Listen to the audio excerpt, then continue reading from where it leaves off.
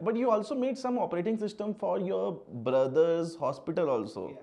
I was just I was just talking to you. I just recalled it now, and that you built in like I think in 30, 60 days. 60 days time, yeah. So that is again the power of AI, right?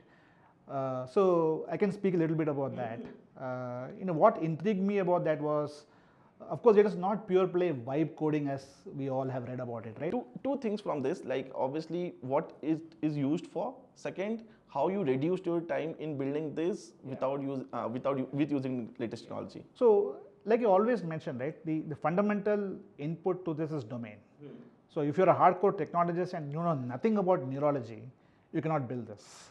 Okay. Or if you're a neurologist and you know nothing about software development life cycle, you cannot build this. So you had to bring these two together. So I brought in the technology aspects, the SDLC discipline, the software engineering discipline, the architecture concepts. So I was an architect myself in my career.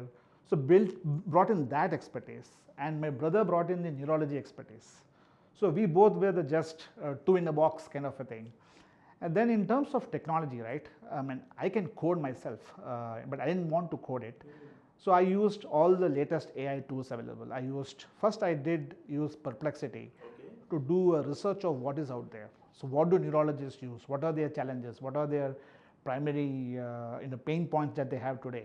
Especially clinical neurologists who are working in their own clinics, etc. Then I used ChatGPT to define what exactly should be the BRD, business requirements document for this. Okay, so it built an elaborate set of features that are required. Okay, and some of them are very kind of mundane features that you would need to run a clinic, like booking appointments, doing the clinical operations, prescription printing, and all those things. Those things were kind of hygiene factors that you would need. But the core was the patient intelligence.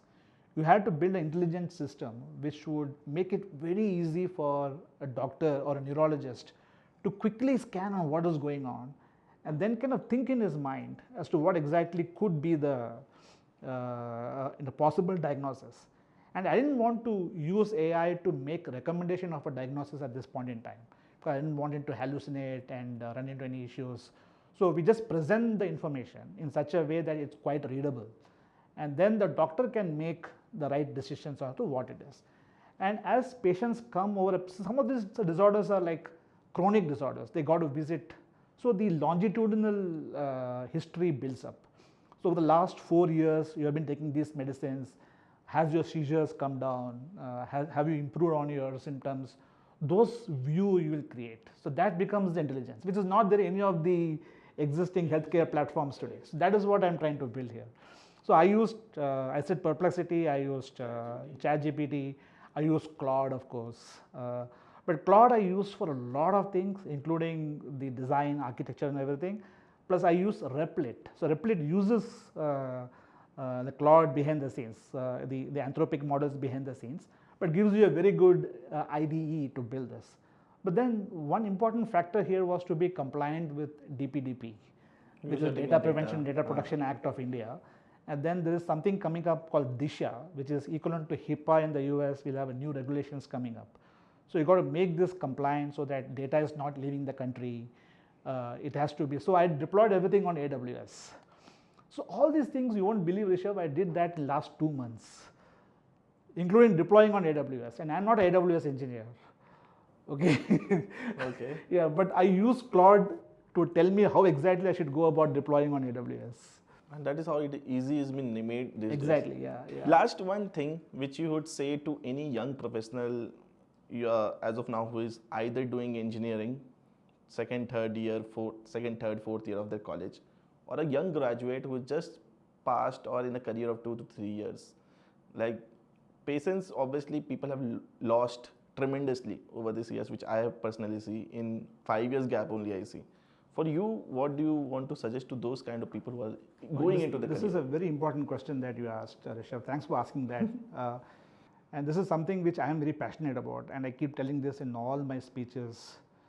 I would say youngsters, even not those who are right in college, but even those who are having 5, 6 years of experience, even 10 years of experience, they should kind of categorize their skills across 3 vectors.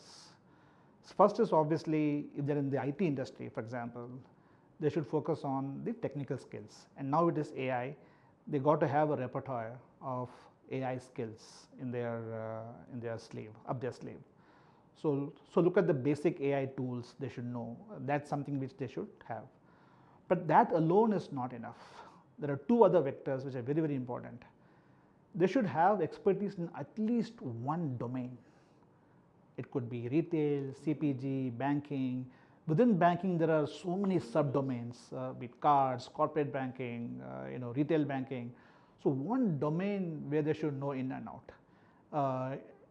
It could also be, when I say domain, it could also be functional domain, like for example, supply chain, finance, HR, something of that sort within the domain should be there. And third, very importantly, and you have been doing this for so many years, everyone should have a fundamental idea of business. Fundamental idea of business. How do businesses make money? And how they work actually. How they work. They should know that. Very important. I've seen many youngsters who lack that business acumen.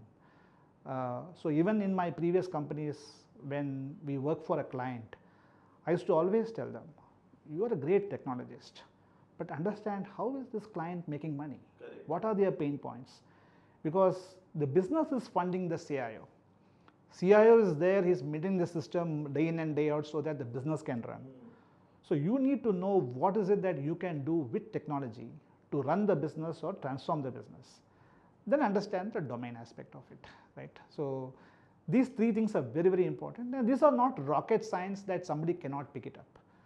You can learn the fundamentals of business, don't need to do an MBA altogether. You can always learn from any other sources that you have online today. But I would also say one last thing is that learning should never stop.